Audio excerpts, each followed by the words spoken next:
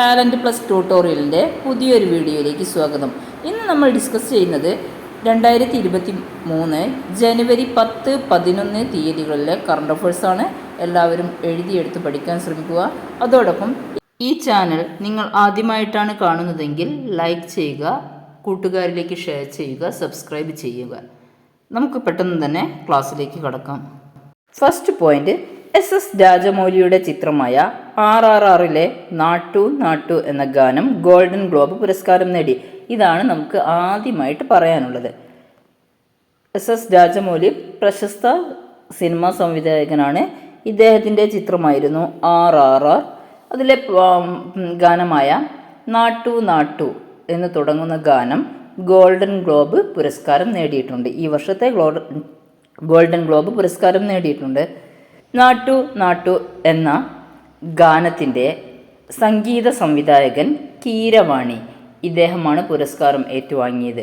സംഗീത സംവിധായകൻ കീരവാണി. ഈ ഗാനം ആലപിച്ചത് കാലഭൈരവ, രണ്ടാമത്തെ ആള് രാഹുൽ സിപ്ലിഞ്ച്. രണ്ടുപേർ ചേർന്നാണ് ഈ ഗാനം ആലപിച്ചത്. കാലഭൈരവനും രാഹുൽ സിപ്ലിഞ്ച്. ഈ അവാർഡിൻ്റെ ഒരു ചരിത്രമുണ്ട്. ഇതിനു മുമ്പ് ഗോൾഡൻ ഗ്ലോബ് നേടിയ ഇന്ത്യക്കാരൻ AR റഹ്മാൻ ആയിരുന്നു. 2009 AR റഹ്മാൻ ഗോൾഡൻ ഗ്ലോബ് പുരസ്കാരം സ്വന്തമാക്കിയത്. ഇനി നമുക്ക് അടുത്ത ചോദ്യത്തിലേക്ക് പോകാം. ലോക ഹിന്ദി ദിനമായി ആചരിക്കുന്നത് എന്നാണ്? ജനുവരി 10 ലോക ഹിന്ദി ദിനമായി ആചരിക്കുന്നത്. നെക്സ്റ്റ്, പ്രവാസി ഭാരതീയ ദിവസ് ആഘോഷങ്ങൾക്ക് തുടക്കം കുറിച്ചത് എവിടെയാണ്? ഇൻഡോറിലാണ് ഈ വർഷത്തെ പ്രവാസി ഭാരതീയ ദിവസ് ആഘോഷങ്ങൾക്ക് തുടക്കം കുറിച്ചത്. ജനുവരി 9 പ്രവാസി ഭാരതീയ ദിവസായി ആചരിക്കുന്നത്. ഇത്തവണത്തെ മുഖ്യ അതിഥികൾ ആരെന്ന് ചോദിച്ചാൽ ചന്ദ്രപ്രസാദ് സന്തോഖിയും ഡോക്ടർ മുഹമ്മദ് ഇർഫാൻ അലിയുമാണ്. പ്രവാസി ഭാരതീയ ദിവസ് 2023 മുഖ്യ അതിഥികൾ ചന്ദ്രപ്രസാദ് സന്തോഖി, ഇദ്ദേഹം സുരിനാം പ്രസിഡന്റാണ്. രണ്ടാമത്തെ ആൾ ഡോക്ടർ മുഹമ്മദ് ഇർഫാൻ അലി, ഇദ്ദേഹം ഗയാന പ്രസിഡന്റാണ്. ഗയാനയുടെ പ്രസിഡന്റായ ഡോക്ടർ മുഹമ്മദ് ഇർഫാൻ അലിയും സുരിനാമിൻ്റെ പ്രസിഡന്റായ ചന്ദ്രപ്രസാദ് സന്തോഖിയുമാണ്.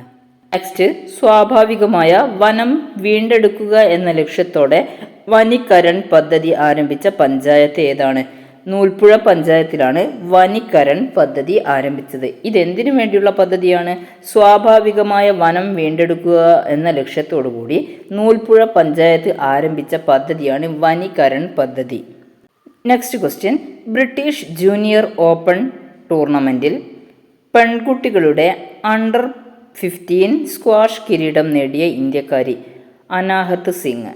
അനാഹത് സിംഗ് ആണ് ബ്രിട്ടീഷ് ജൂനിയർ ഓപ്പൺ ടൂർണമെൻറ്റിൽ പെൺകുട്ടികളുടെ അണ്ടർ 15 സ്ക്വാഷ് കിരീടം നേടിയത്. ഇതിൻ്റെ വേദി ബർമിംഗ്ഹാം ആയിരുന്നു.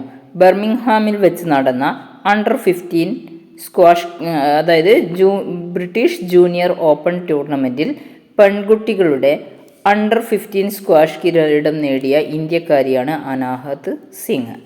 ആറാമത്തെ ചോദ്യം, 2022 സംരംഭകരുടെ വർഷമായി ആചരിച്ച ഇന്ത്യൻ സംസ്ഥാനം ഏതാണ്? കേരളം ആണ് 2022 സംരംഭകരുടെ വർഷമായി ആചരിച്ച ഇന്ത്യൻ സംസ്ഥാനം. നെക്സ്റ്റ്, 2023 ദേശീയ ശാസ്ത്രദിന പ്രമേയം എന്ത്? ആഗോള ക്ഷേമത്തിനായുള്ള ഗ്ലോബൽ സയൻസ്. ഇതാണ് 2023 ദേശീയ ശാസ്ത്രദിന പ്രമേയം. അടുത്തത് ഒരു ബുക്കിനെ കുറിച്ചാണ്. ചീഫ് മിനിസ്റ്റേഴ്സ് ഡയറി നമ്പർ 1 എന്ന പുസ്തകം എഴുതിയത് ആരാണ്? രഞ്ജൻ ഗൊഗോയ്. രഞ്ജൻ ഗൊഗോയിയാണ് ചീഫ് മിനിസ്റ്റേഴ്സ് ഡയറി നമ്പർ 1 എന്ന പുസ്തകം രചിച്ചത്. അടുത്ത ചോദ്യം, കേരള സംസ്ഥാന ഉന്നത വിദ്യാഭ്യാസ പാഠ്യപദ്ധതി പരിഷ്കരണ സമിതി ചെയർമാൻ പ്രൊഫസർ സുരേഷ് ദാസ്. കേരള സംസ്ഥാന ഉന്നത വിദ്യാഭ്യാസ പാഠ്യപദ്ധതി പരിഷ്കരണ സമിതി ചെയർമാനായി തിരഞ്ഞെടുത്തത് പ്രൊഫസർ സുരേഷ് ദാസിനെയാണ്. നെക്സ്റ്റ്, സ്വദേശ് ദർശൻ പദ്ധതിയുടെ 2ാം ഘട്ടത്തിൽ കേരളത്തിൽ നിന്ന് ഉൾപ്പെടുത്തിയ പ്രദേശങ്ങൾ ഏതൊക്കെയാണ്? കുമരകം, ബേപ്പൂർ. 2 പ്രദേശങ്ങളാണ് 2ാം ഘട്ടത്തിൽ സ്വദേശ് ദർശൻ പദ്ധതിയിൽ കേരളത്തിൽ നിന്ന് ഉൾപ്പെടുത്തിയത്. അത് കുമരകവും ബേപ്പൂരുമാണ്. Next, US Harvard law school സെൻറ്ററിൻ്റെ നീതിന്യായ രംഗത്ത് സമഗ്ര സംഭാവനയ്ക്കുള്ള അവാർഡ് ഫോർ ഗ്ലോബൽ ലീഡർ എന്ന ബഹുമതി ലഭിച്ചത് ആർക്കാണ്? ചീഫ് ജസ്റ്റിസ് DY ചന്ദ്രചൂഡിനാണ് അവാർഡ് ലഭിച്ചത്. ഒന്നുകൂടെ പറയാം. US ഹവാർഡ് ലോ സ്കൂൾ സെൻറ്ററിൻ്റെ നീതിന്യായ രംഗത്ത് സമഗ്ര സംഭാവനയ്ക്കുള്ള അവാർഡ് ഫോർ ഗ്ലോബൽ ലീഡർ എന്ന ബഹുമതി ലഭിച്ചത് ചീഫ് ജസ്റ്റിസ് DY ചന്ദ്രചൂഡിനാണ്. നെക്സ്റ്റ്, ഇന്ത്യയുടെ 79ാമത് ഗ്രാൻഡ് മാസ്റ്റർ പ്രാണേഷ്. ഇന്ത്യയുടെ 79ാമത്തെ ഗ്രാൻഡ് മാസ്റ്ററാണ് പ്രാണേഷ്. നമ്മൾ കഴിഞ്ഞ കറണ്ട് അഫയേഴ്സിൻ്റെ ക്ലാസ്സിൽ പറഞ്ഞിട്ടുണ്ട്. ഇന്ത്യയുടെ 78ാം കൗസ്തവ് ചാറ്റർജി. ഇന്ത്യയുടെ 79ാമത്തെ ഗ്രാൻഡ് മാസ്റ്റർ പ്രാണേഷും ഇന്ത്യയുടെ 78ാമത്തെ ഗ്രാൻഡ് മാസ്റ്റർ കൗസ്തവ് ചാറ്റർജിയുമാണ്. 13ാമത്തെ ചോദ്യം, ലോക ഹിപ്നോട്ടിസം ഡേ ആചരിക്കുന്നത് എന്നാണ്? ജനുവരി 4-നാണ് ലോക ഹിപ്നോട്ടിസം ഡേ ആചരിക്കുന്നത്. 14ാമത്തെ ചോദ്യം, റെയിൽവേ ബോർഡിൻ്റെ പുതിയ ചെയർമാൻ അനിൽകുമാർ ലഹോട്ടി. ഇദ്ദേഹം തന്നെയാണ് റെയിൽവേ ബോർഡിൻ്റെ CEO ആയി നിയമിതനായതും. റെയിൽവേ ബോർഡിൻ്റെ പുതിയ ചെയർമാൻ CEO ആയി നിയമിതനായത് അനിൽകുമാർ ലഹോട്ടിയാണ്. 15ാമത്തെ ചോദ്യം, 2023 ഹരിവരാസനം പുരസ്കാരം ലഭിച്ചത് ആർക്കാണ്? ശ്രീകുമാരൻ തമ്പി. ശ്രീകുമാരൻ തമ്പിക്കാണ് 2023 ഹരിവരാസനം പുരസ്കാരം ലഭിച്ചത്. അടുത്ത ചോദ്യം, സൗത്ത് കൊറിയയുടെ ആദ്യത്തെ ചാന്ദ്രദൗത്യം ധനൂരി.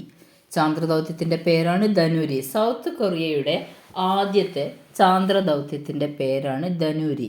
2023 അന്താരാഷ്ട്ര കൈറ്റ് ഫെസ്റ്റിവലിൻ്റെ വേദി അഹമ്മദാബാദിലാണ്. 2023 അന്താരാഷ്ട്ര കൈറ്റ് ഫെസ്റ്റിവലിൻ്റെ വേദി എവിടെയാണെന്ന് ചോദിച്ചാൽ അത് അഹമ്മദാബാദിലാണ്. 18ാമത്തെ ചോദ്യം, സ്പയർ എന്നത് ആരുടെ ആത്മകഥയാണ്? ഹാരി രാജകുമാരൻ്റെ ആത്മകഥയാണ് സ്പയർ. സ്പയർ എന്നത് ഹാരി രാജകുമാരൻ്റെ ആത്മകഥയാണ്.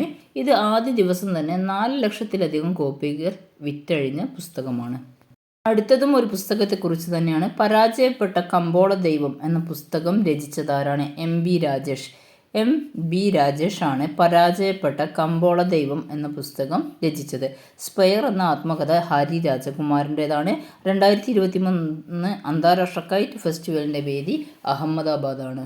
സൗത്ത് കൊറിയയുടെ ആദ്യത്തെ ചാന്ദ്രദൗത്യം ധനൂരി.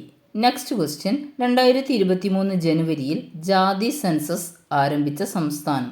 സെൻസർ എന്നാണ് ടൈപ്പ് ചെയ്തത്, അത് നിങ്ങൾ സെൻസസ് എന്ന് മാറ്റി വായിക്കണേ.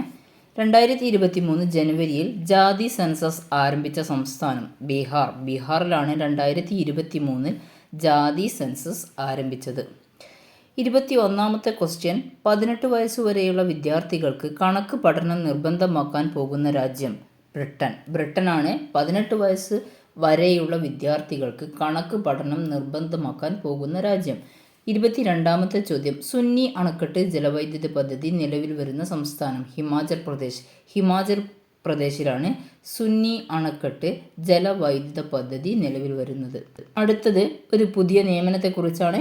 ഇന്ത്യൻ വ്യോമസേനയുടെ വെസ്റ്റേൺ എയർ കമാൻഡിൻ്റെ കമാൻഡർ ഇൻ ചീഫ് ആയി നിയമിച്ചത് ആരെയാണ്? Air marshal Pankaj Mohan Sinha.